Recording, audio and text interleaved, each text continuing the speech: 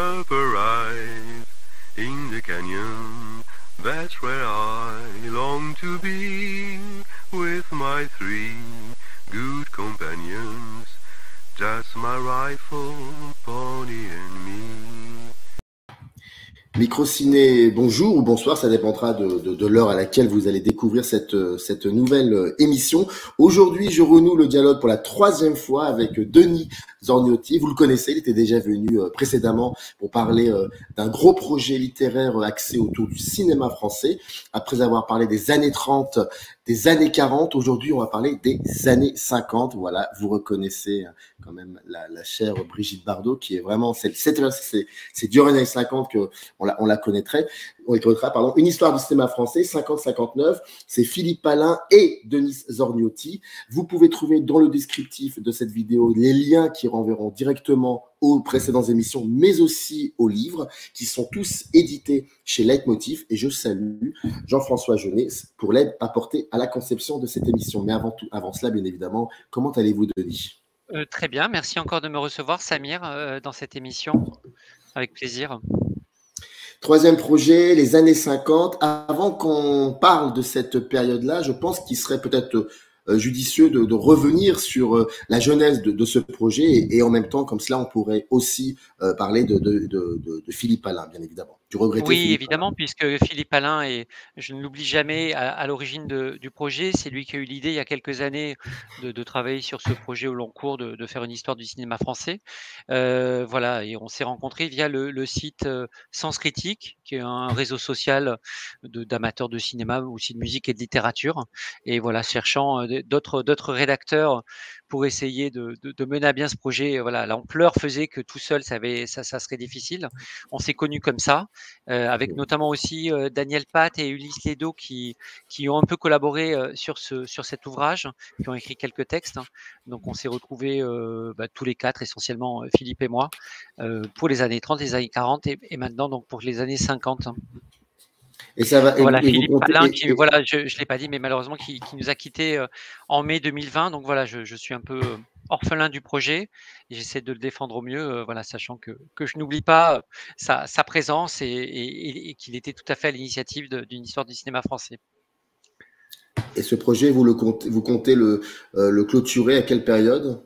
Alors là, avec Leitmotiv, on travaille là-dessus et l'idée, c'est d'aller jusqu'aux années 90, de la fin des années 90. On s'est dit que pour les années 2000, le recul était vraiment pas assez important pour pouvoir dégager déjà des tendances. Bon, après, il y a des cinéastes très, très importants d'aujourd'hui, mais le temps écrème, justement, permet d'avoir du recul qui est là tout à fait intéressant pour les années 50. Voilà, pour les années 2000-2010, ça serait un peu trop près. Donc, on s'arrêtera à 99, précisément. Bon, je rappelle quand même que vous êtes critique musique et cinéma et que vous êtes auteur pour la télévision et producteur radio et vous enseignez désormais l'histoire du cinéma à 3IS Nantes. C'est pas moi qui le dis, c'est la 4e de couverture. Donc, oui, mais qui est vrai. Et qui est vrai. Juste rappeler aussi que pour les précédents livres, les précédents tomes, rappeler comment est structuré le livre. Il faut savoir que c'est par année. Et il y a d'abord la présentation de l'année en particulier. Ensuite, il y a le film de l'année. Je vais prendre par exemple comme exemple, je vais prendre des années 1950. Comme ça, ceux qui nous regardent vont comprendre un petit peu la structure. Par exemple, vous présentez l'année 50. Votre film de l'année, c'est La beauté du diable de René Clair avec Gérard Philippe et Michel Simon. Et d'ailleurs, j'aurais une question sur Gérard Philippe. Il faut absolument que je vous la pose avant la fin de cette émission. D'accord. Il y a un gros plan, vous choisissez un film, c'est La Ronde de Max Ophüls. Et d'ailleurs, vous dites que les années 50, c'est vraiment une période très importante pour ce cinéaste. 2 coups de cœur, Manège d'Yves Allégret et Justice est faite d'André Cayatte, qui était un ancien avocat. Et c'est un peu le début. Enfin, il a déjà fait des films, mais là, c'est le film qui le révèle et pour lequel il fait cohabiter ses 2 passions, le cinéma et son métier d'avocat. Et son métier d'avocat. Puis il y a les arrêts sur image avec d'autres critiques, en accéléré d'autres films, un réalisateur que vous choisissez qui est Yves Allégret, une actrice Danielle Delorme, un acteur François Perrier et le dossier de l'année. Là, pour le coup, c'est sur le chef opérateur. Comme en 51, ça sera sur le Nu. Et puis Orange chez Bost en 52. Je pense on parlera de Orange chez Bost durant cette émission. Alors, en 1950, non pas de savoir comment se porte le cinéma français, mais juste d'abord de savoir comment se porte la France. Parce que en répondant à cette question, on comprendra un peu, on comprendra le contexte dans lequel va commencer cette nouvelle décennie cinématographique. Comment se porte la France? Alors, c'est une France d'après-guerre, par définition. Les 30 Glorieuses ont commencé il y a quelques années, mais après, c'est vrai que les tickets de rationnement vont durer jusqu'à la fin des années 40. Donc, on est vraiment à la fin des années 40 entre le boom économique et la reconstruction, des choses qui se mettent en place. D'ailleurs, une nouvelle constitution en 46, le CNC qui est mis en place. Enfin, il y a beaucoup de choses qui sont établies, mais encore jusqu'à 49, voilà, on sent encore les stigmates de la guerre. 1950, là, on commence à respirer. Donc, c'est vraiment une période économiquement faste. Hein. Voilà, on rattrape le temps perdu. La croissance est très très bonne. On a foi en beaucoup de choses. C'est une France encore coloniale. Hein. C'est important de le dire. Et voilà, c'est une France conquérante qui commence à découvrir la société de consommation, la télévision à l'époque. Il y a qu'1% des foyers qui ont la télévision, donc le cinéma est encore extrêmement fort. C'est vraiment le moyen de divertissement important. Et donc, on est dans cette période de gaieté retrouvée.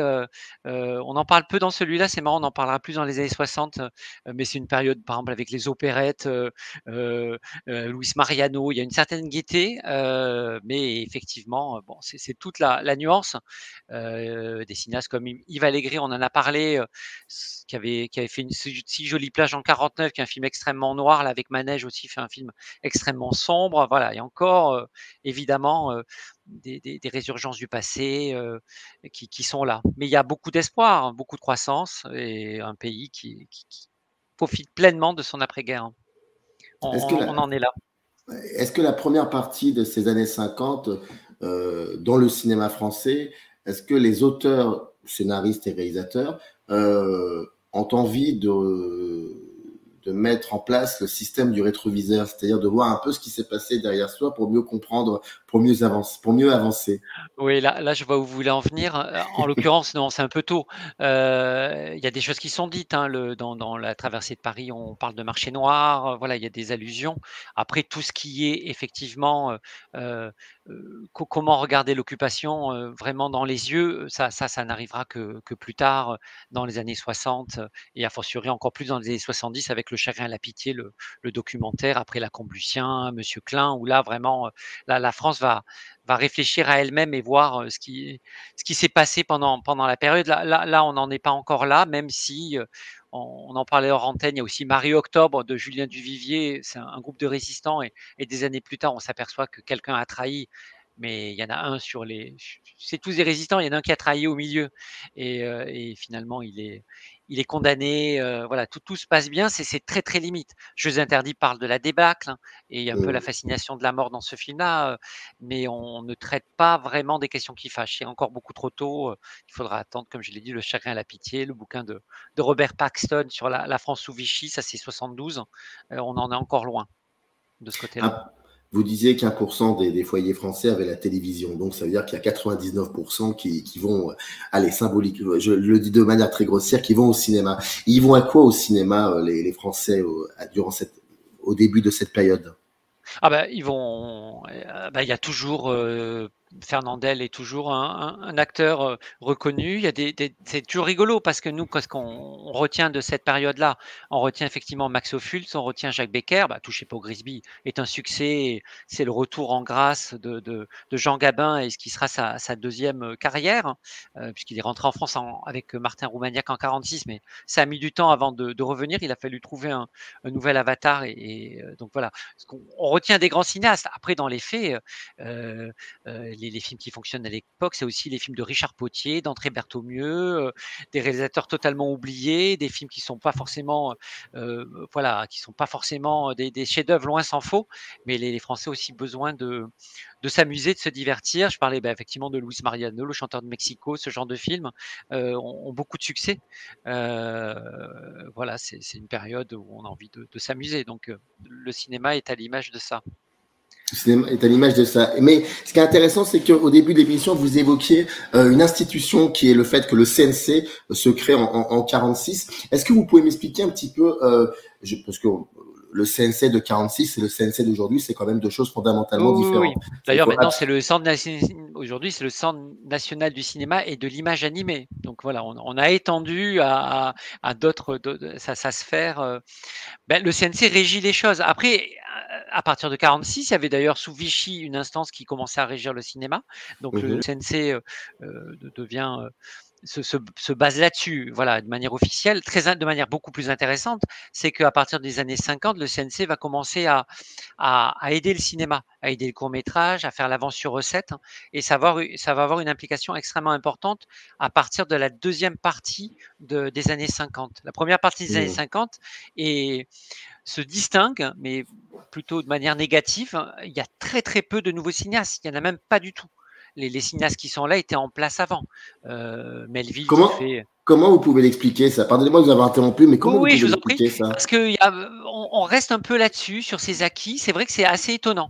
En revanche, à partir de 56, il va y avoir le premier film d'Agnès Varda, le premier film de Louis Malle, le premier film de Roger Vadim. Il va y avoir les premiers courts-métrages de Les Mistons, par exemple, les premiers courts-métrages d'Éric Rohmer. Et ça naît aussi des aides apportées au CNC. Par le CNC. Après, dans le cas de la Nouvelle Vague, on en parlera peut-être. La Nouvelle Vague a eu aussi beaucoup de chance d'une certaine manière, car Claude Chabrol a fait un héritage conséquent, ce qui lui a permis aussi d'être producteur et de pouvoir financer les films, en plus de tomber après sur des producteurs. Alors, on ne sait pas s'ils sont aventureux ou s'ils ont flairé le bon coup, mais voilà, qui vont aussi mettre de l'argent, comme Georges de Borgard ou Pierre Bromberger. Mais le début est plutôt, il n'y a pas vraiment alors il y a des nouveaux comédiens, mais il n'y a pas beaucoup de nouveaux cinéastes, voire pas du tout. C'est difficilement imaginable aujourd'hui, avec un système qui justement, à partir des années 50, et ça va se multiplier, qui favorise, en France, on a chaque année des nouveaux films, des nouveaux cinéastes, même peut-être parfois trop. On a vraiment cette émulation, ce rajeunissement perpétuel. On peut imaginer qu'au tout début des années 50, c'est pas du tout le cas. Donc, Et qui dirigeait le CNC première période? Est-ce que ce sont les cinéastes eux-mêmes qui géraient cette institution? Alors après, il y a des cinéastes qui se sont intéressés aux institutions, comme Jean-Pierre Melville, mais on est plutôt, non, on n'est pas vraiment, je pense, dans des cinéastes. C'est plutôt des hauts fonctionnaires, ce genre de choses. Mais là après, spécifiquement, j'ai pas une connaissance particulière des instances du CNC au début des années 50. Mais en tout cas, celui qui a eu l'idée de se dire, on va aider le court métrage et après on va aider les premières œuvres, celui-là a eu le nez creux et a permis d'avoir un renouvellement à partir, voilà, comme j'ai dit, de la fin des années 50 et à partir des années 60, incroyable, hein, avec beaucoup de nouveaux cinéastes et pas des moindres. Donc voilà, Louis Malle, c'est pas rien. Par exemple, Alain Resnais qui passe aussi par le court métrage d'abord avant de passer au long métrage avec Hiroshima Mon Amour, c'est pas rien non plus. Et tout ça naît aussi de ces aides automatiques à la création. Et les années 50, on voit aussi une espèce de mouvement comme ça, vous l'avez dit déjà, autour du court-métrage, mais aussi autour du documentaire. Il y avait quelques exemples auparavant, mais c'était. Oui, bien sûr. Il y avait Paris 1900, Farbic. Là, il y a des courts-métrages extrêmement. Après, il y a des courts-métrages comme Afrique 50 de René Vauthier qui va remettre en cause le colonialisme. C'est un court-métrage, d'ailleurs, lui, il est parti avec le ministère de l'Éducation un peu de manière assez. J'allais dire benoîtement, il est allé en Afrique filmer, et ce qu'il y a vu était complètement différent de l'histoire officielle et de la France qui amenait ses lumières, la santé, l'éducation aux peuples africains. Lui a vu quelque chose de beaucoup plus grave, beaucoup plus terrible. Après, effectivement, il y a les courts-métrages d'Alain Resnais, j'en ai parlé, mais voilà, Nuit et brouillard, c'est un choc au moment où ça sort. Les statues meurent aussi, qui est un film aussi qui parle d'expo et d'art africain, avec Chris Marker, lui aussi finalement devient un film qui prône la décolonisation et l'anticolonialisme. Il y a des œuvres comme ça extrêmement majeures en documentaire dans ces années 50.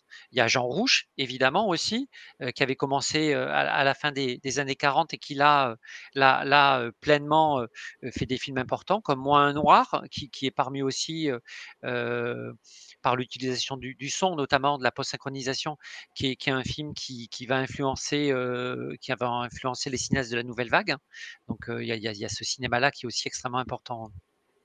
Alors, avant qu'on parle un peu de la nouvelle vague théorique, hein, j'entends bien les cahiers du cinéma, enfin pas forcément le cinéma de la nouvelle vague qui sera plutôt dans les années 60. Enfin, ça a commencé fin 50 certes, mais je pense qu'on en parlera début 60 quand le 4e tome sera publié. Juste revenir donc à ce cinéma, peut-être que les cahiers du cinéma critiquaient.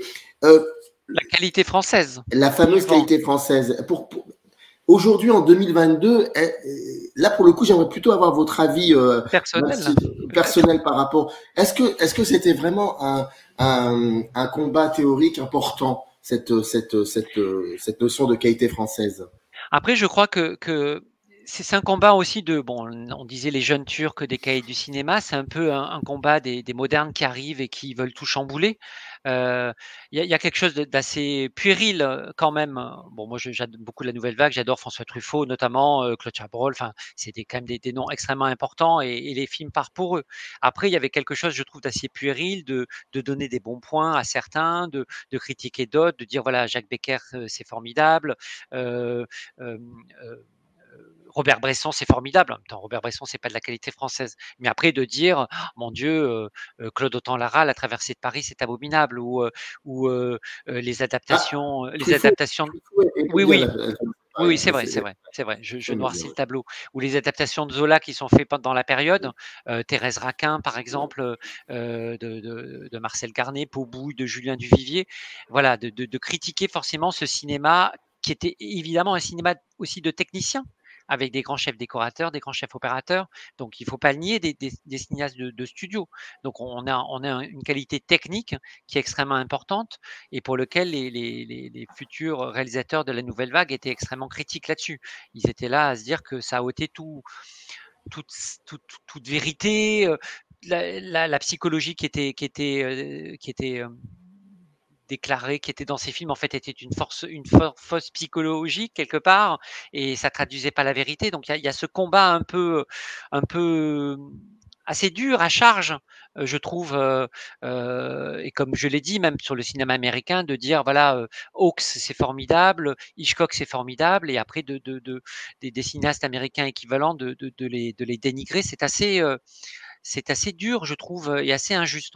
Après, c'est amusant, c'est de se dire que le terme de politique des auteurs, qui est inventé par André Bazin en 1954, André Bazin, donc un peu le théoricien, bon, qui malheureusement est mort avant d'avoir vu les films de la nouvelle vague sortir, mais qui a influencé François Truffaut notamment. Donc, ce terme de politique des auteurs est employé en 1954 pour le film Ali Baba et les 40 voleurs. Ce qui est quand même assez hallucinant quand on y pense, parce que c'est un film de Jacques Becker, cinéaste aimé par les cinéastes de la nouvelle vague, hein, très grand cinéaste, enfin au demeurant, hein. Mais Ali Baba, voilà, on peut lui reprocher beaucoup de choses, comme effectivement de rendre le Maghreb méridional avec des acteurs marseillais. Enfin, c'est pas le meilleur exemple pour traduire ce concept de politique des auteurs. Et là, ils le font parce que c'est Jacques Becker. Ça semble totalement anachronique aujourd'hui, et ça montre quelque part, je trouve aussi, alors c'est mon avis, il est un peu critique, ce côté un peu à charge et parfois subjectif dans le traitement des films qu'ils ont jugés.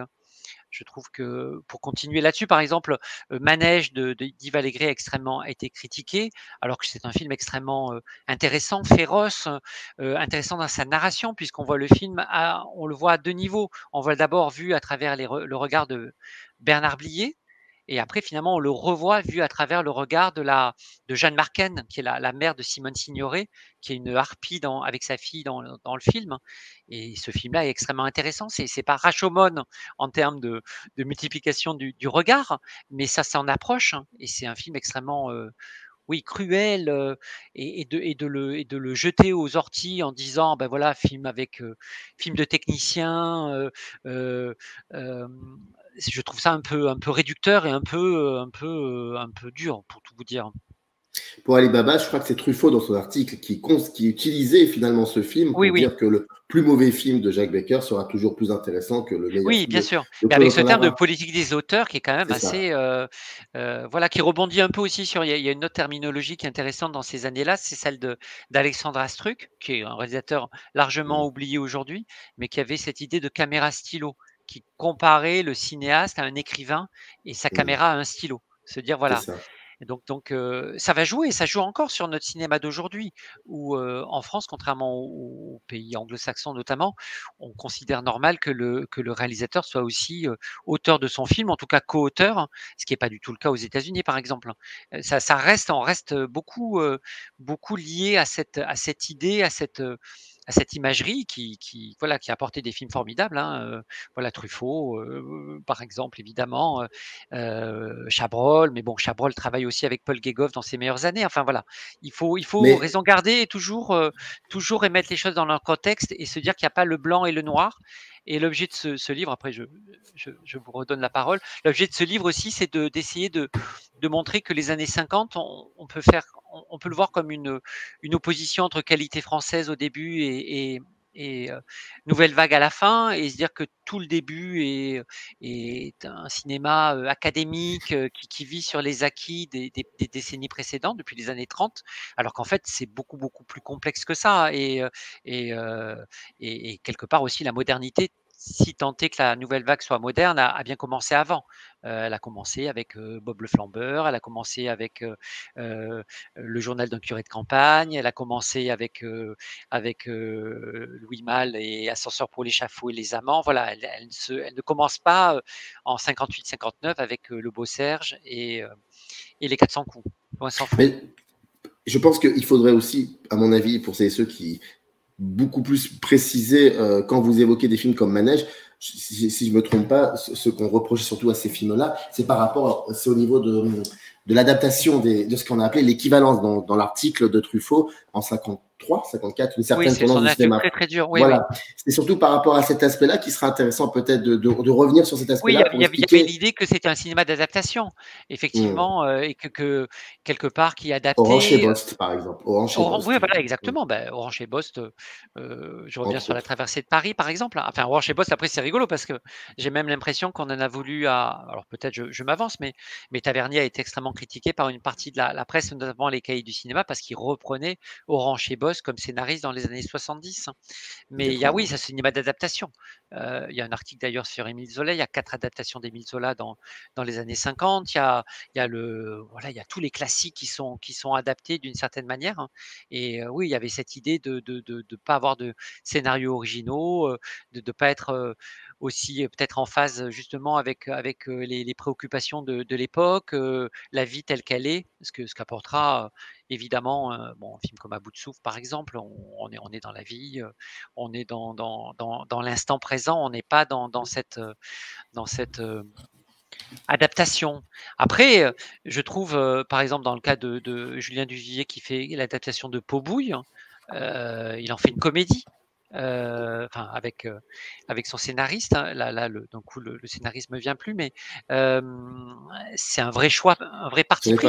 Ce n'est pas Chasse-Pack pour Oui, c'est Pobouille. possible, oui, oui, qui a beaucoup travaillé, oui, oui, avec lui, et avec Feder aussi, Jacques Feder dans les années 30, hein. Mais donc, les adaptations peuvent être aussi créatives et adopter un point de vue original. C'est le cas évidemment de Pot Bouille, par exemple, qui chez Zola est beaucoup plus noir que ne l'est le film de Duvivier.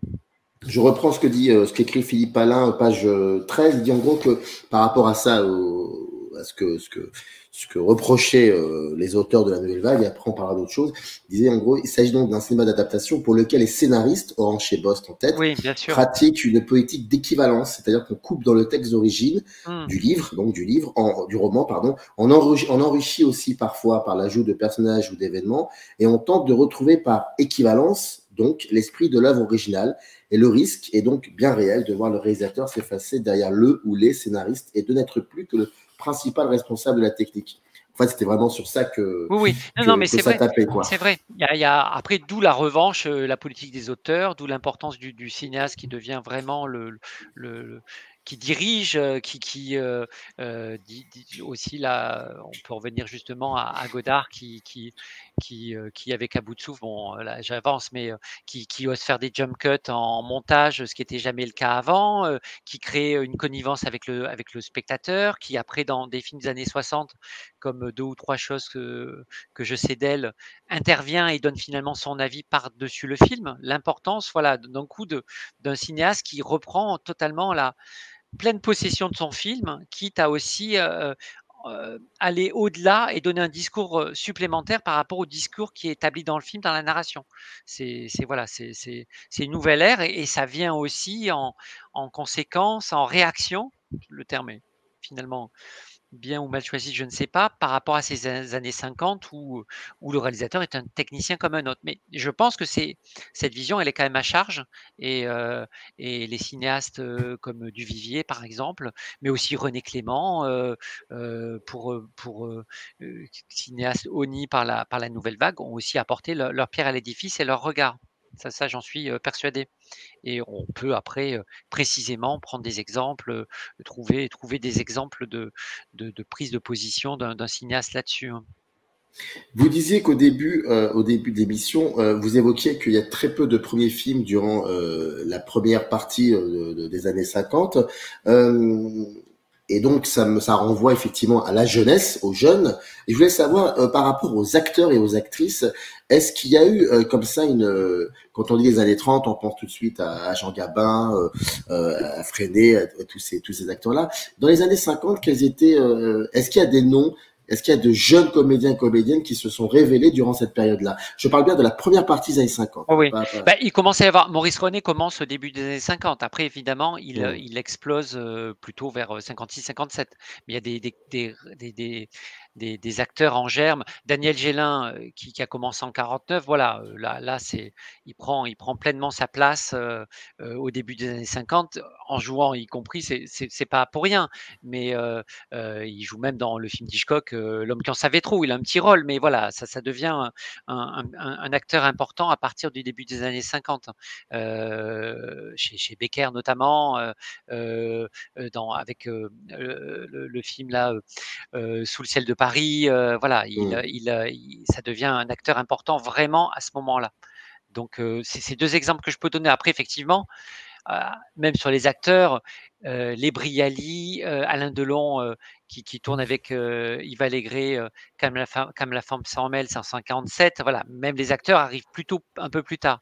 Mais il commence à y avoir aussi des acteurs importants, des actrices aussi. Bon, Martine Carole, voilà, qui va exploser vraiment au début des années 50.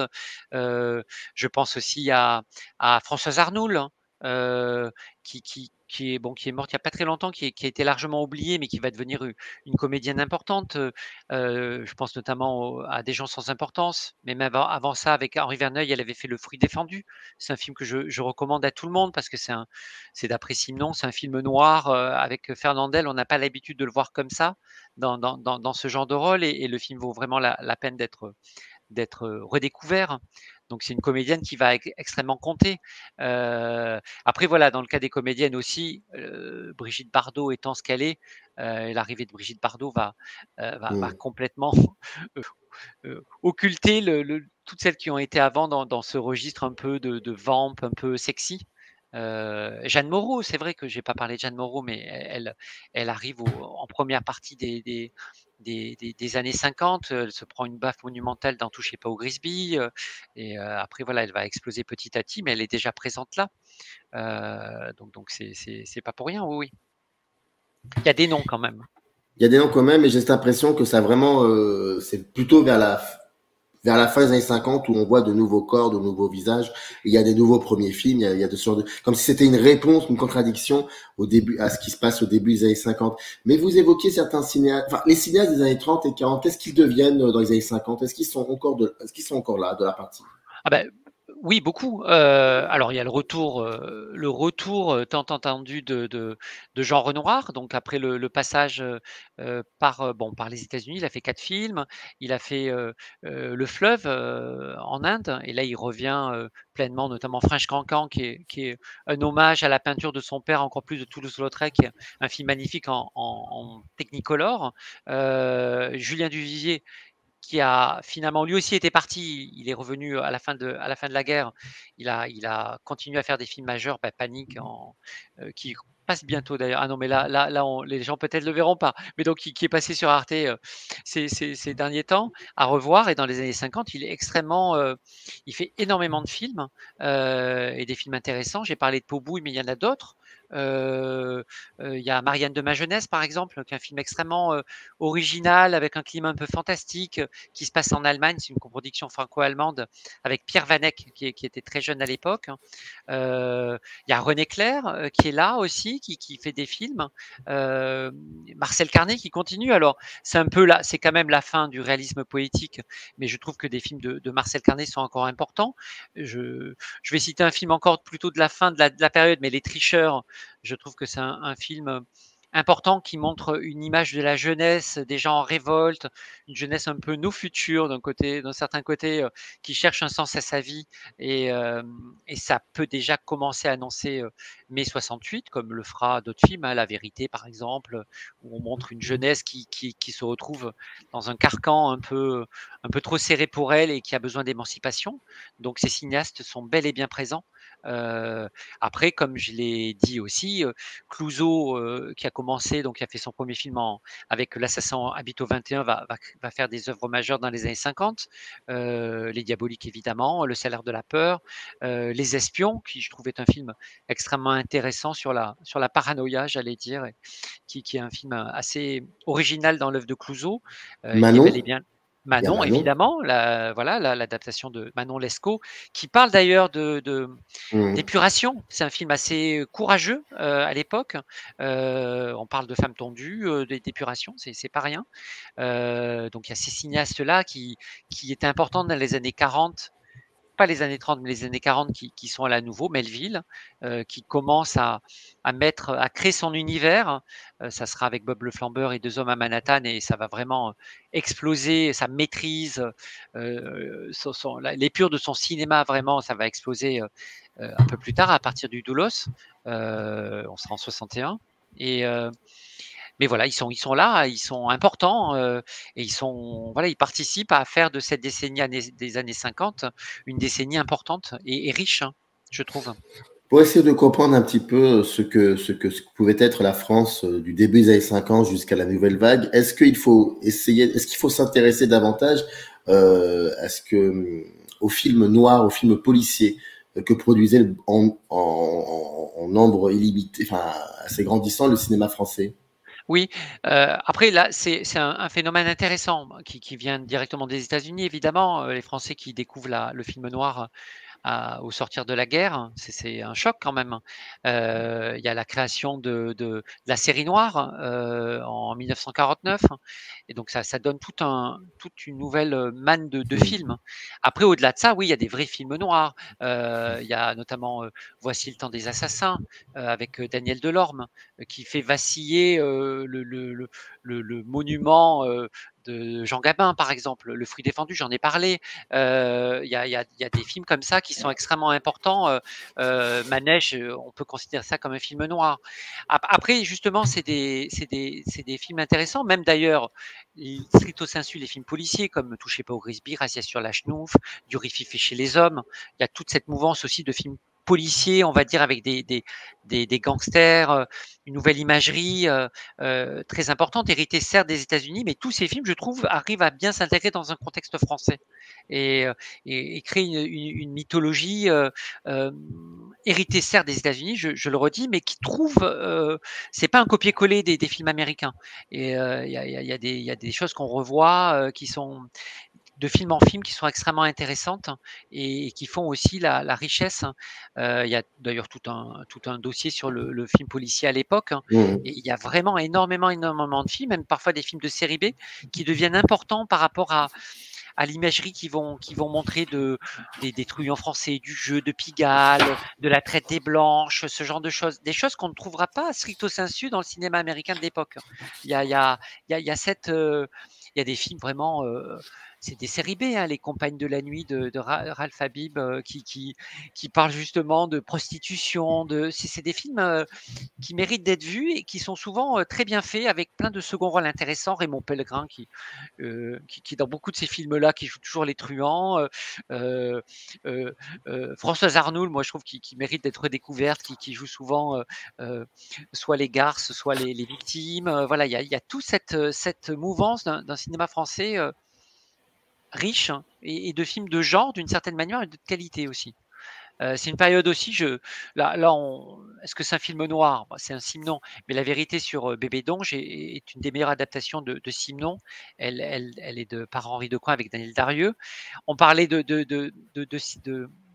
du livre et du film. Dans le film, le film entretient un suspense qui est plus grand que celui du livre, hein.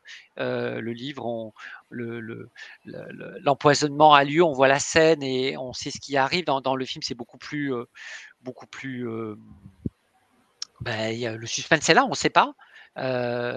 C'est un film extrêmement habile et pareil, comme Manège, d'une certaine manière, extrêmement cruel sur les rapports hommes-femmes, avec une Danielle Darieux impériale, qui elle aussi d'ailleurs, dans ces années-là, trouve de nouveaux emplois. Voilà, fini la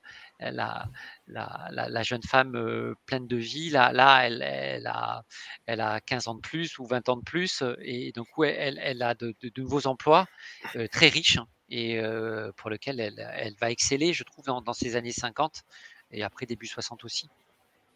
D'ailleurs, dans ce film, il y a Jean Gabin et c'est plutôt Daniel Darieux qui est en haut de l'affiche. Oui, bien sûr. Pour les années 50, il y a Gabin d'un côté, certes, en 54 avec, il revient en 54 grâce à Becker, il touchait pas au Grisby. Mais je voulais qu'on parle aussi d'un autre acteur j'ai l'impression qu'on a oublié un peu aujourd'hui. Gérard Philippe, hein, c'est ça? Exactement, Gérard Philippe.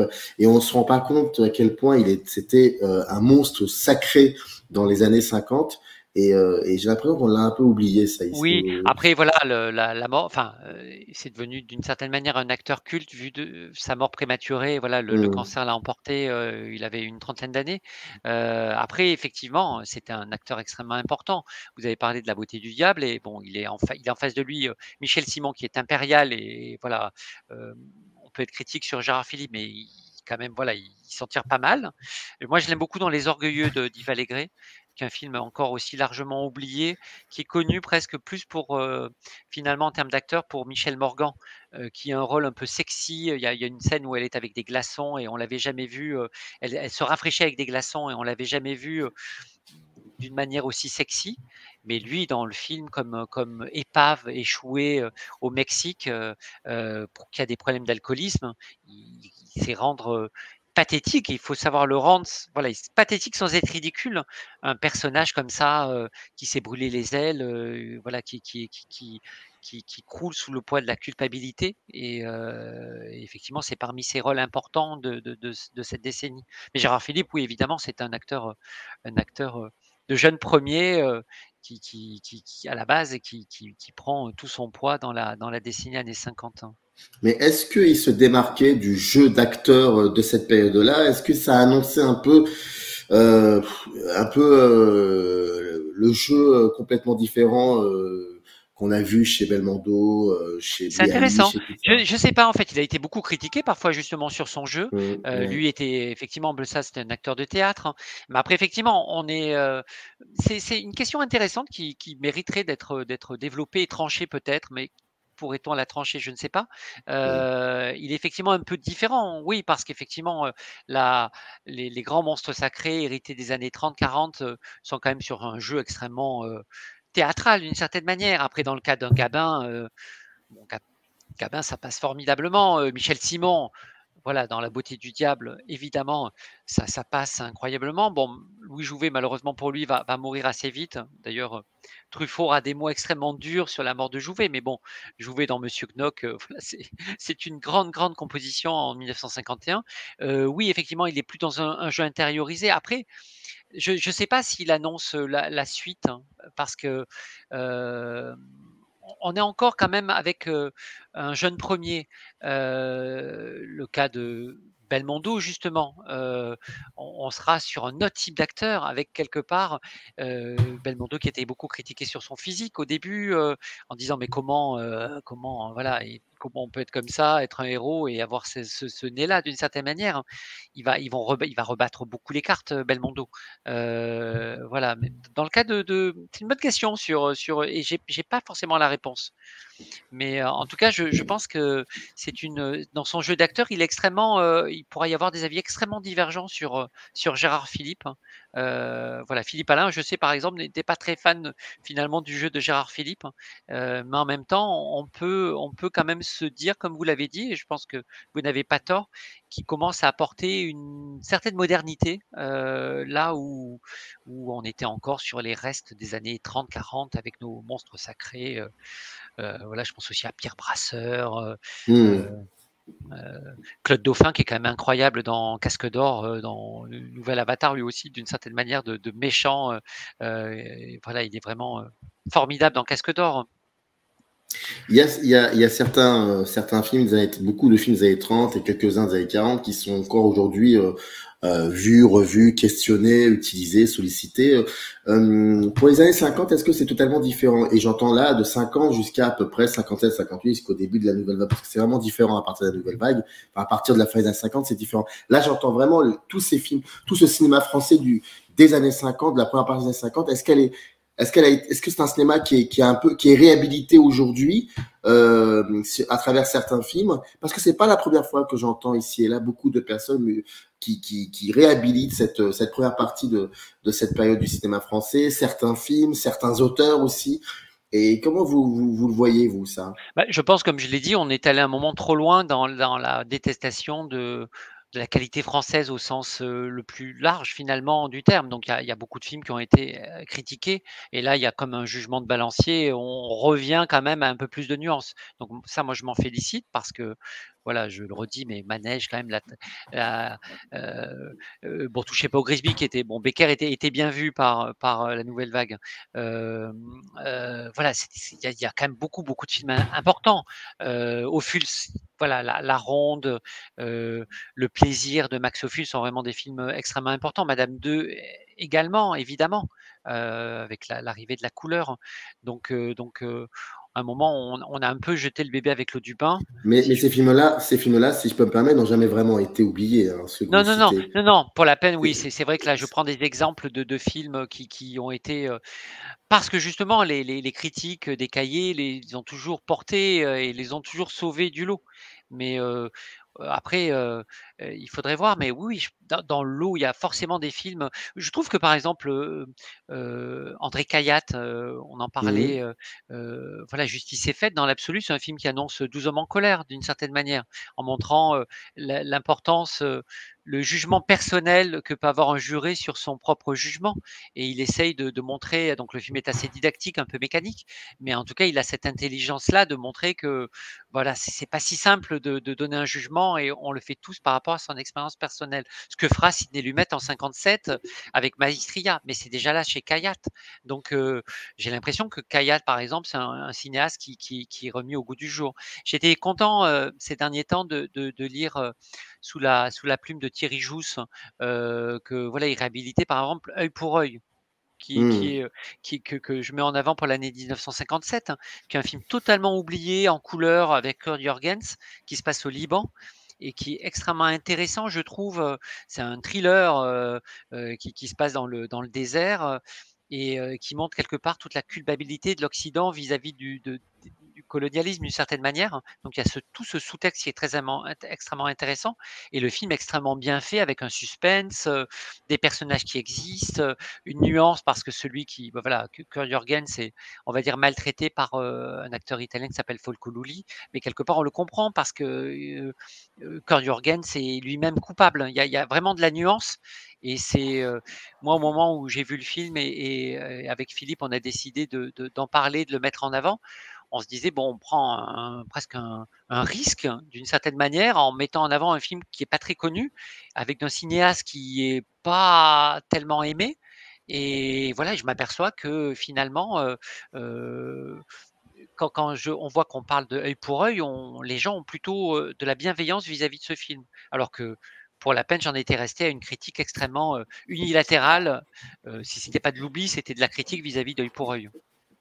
Et que ça soit Thierry Jousse qui, il y a un symbole qui est assez fort, parce que pour ça et ceux qui ne savent pas, Thierry Jousse a été, en plus critique de cinéma, il a été surtout rédacteur en chef des Cahiers du cinéma au début des années 90. Donc il y a quand même quelque chose d'assez intéressant. Une histoire du cinéma français 1950-1959. Denis Zorniotti, coécrit avec le regretté Philippe Alain, c'est édité chez Leitmotiv. Pour le prochain numéro, ce sera pour quand exactement, les années 60? Alors, on y travaille, donc ça sera dans l'année. Après, exactement, il faut rester, voilà, on y travaille avec Jean-François Jeunet, Ulysse Lédo, qui maintenant vraiment remplace Philippe malheureusement, et voilà, qui prend pleinement sa place, et qui a pas mal écrit pour le livre. Donc, il va falloir suivre ça. Ça sera dans les prochains mois, mais on est dessus, et bien dessus. Bon, un lien dans le descriptif qui renvoie au livre. N'hésitez pas, on a dit bien évidemment 10%, il y a encore plein de choses à dire et à voir, et c'est toujours aussi passionnant. Merci beaucoup Denis Zorniotti. Merci à vous Samir Adjo pour l'invitation. Au revoir. Donc, générique.